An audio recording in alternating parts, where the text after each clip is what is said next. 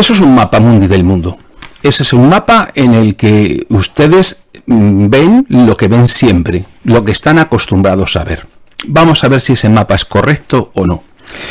Bueno, lo primero es que la geografía significa descripción de la Tierra. Es la disciplina que trata del estudio, la descripción o la representación gráfica de la Tierra.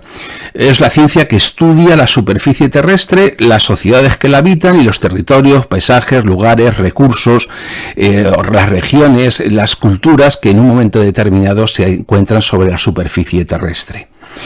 En la medida en que la geografía es esa disciplina, ya tenemos descrita la primera parte de ese concepto que llamamos geopolítica, geotierra. Bien, pues la geografía es esto, ¿no? La geografía siempre se ha apoyado en tres principios básicos que han sido el principio de extensión, el de coordinación o principio de la geografía a nivel general y el principio de causalidad o de actividad. Y el primer autor en utilizar la palabra geografía fue, como casi siempre, un griego, Eratóstenes, allá por el siglo III aproximadamente antes de nuestra era, en una historia perdida. Y el siguiente que podemos considerar como tal es el padre fundador de la historia, Heródoto, ¿no? Que nos habló aquella de la guerra del Peloponeso, eso es Tucídides. Heródoto, que es el primer historiador que como fundador de la historia como tal, aunque, bueno, tendríamos grandes diferencias con lo que entendemos en la actualidad por historia. Bien, para los griegos, la descripción de la tierra, racional de la Tierra, y particularmente para Estrabón, era el estudio de las distintas regiones humanas como base para la formación del político. Ya empezamos a tener la palabra política unida a la geografía. ¿Y qué es la política? La política es el conjunto de actividades relacionadas con la toma de decisiones que se asocian con grupos humanos e individuos siempre con la vocación de poder.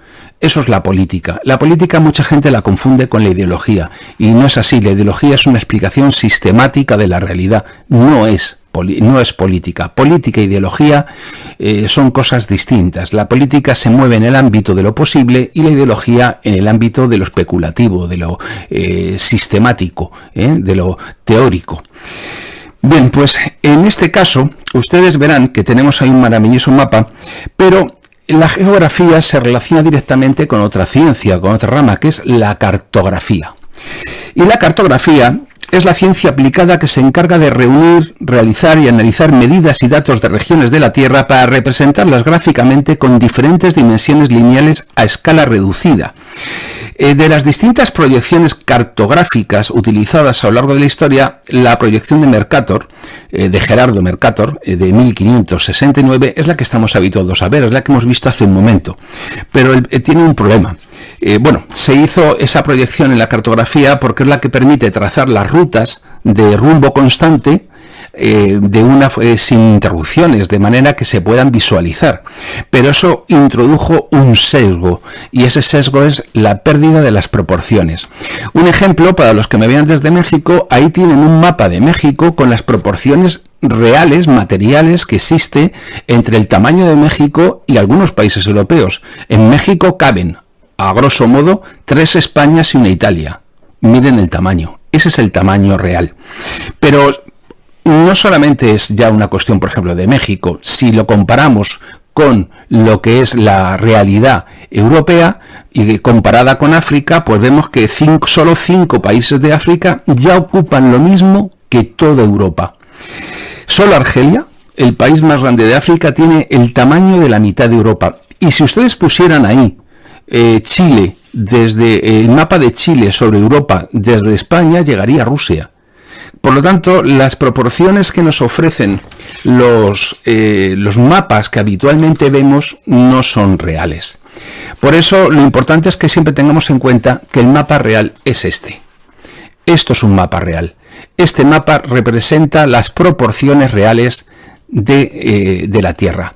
Fíjense el tamaño que tiene aquí América, o Sudamérica, con relación a África, por ejemplo, o el tamaño del continente europeo con relación también al continente africano. Como podemos ver, son unas proporciones muy distintas de las que estamos acostumbrados a ver. Por eso, y ya concluyo con esto esta parte más teórica, el conocimiento de la geografía real es una clave esencial para entender el mundo en el que vivimos, las relaciones entre los distintos países y las posibilidades que tiene en un momento determinado un Estado de convertirse en el principal país del mundo, en alcanzar la hegemonía mundial y en ser eso que yo he dado en llamar hoy el dominio mundial, el ser el dominante. No es fácil hacerlo si no tenemos en cuenta las proporciones reales, porque las proporciones reales son las que nos dan una idea exacta de la potencialidad de un país.